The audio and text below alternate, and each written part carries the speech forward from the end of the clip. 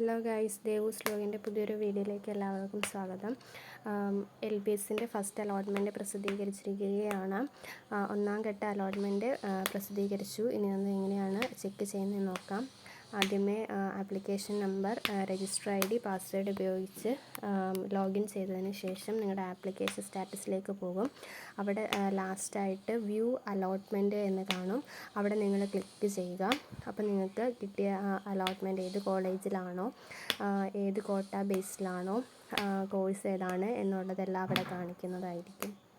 Allotment കിട്ടിയ വിദ്യാർത്ഥികൾ payment ചെയ്യാൻ ടോക്കൺ ഫീ പേയ്മെൻറ്റ് ചെയ്ത് അഡ്മിഷൻ കൺഫേം ചെയ്യേണ്ടതാണ്. 22/8/2024 വരെയാണ് അതിനുള്ള ലാസ്റ്റ് ഡേറ്റ് കൊടുത്തിരിക്കുന്നത്.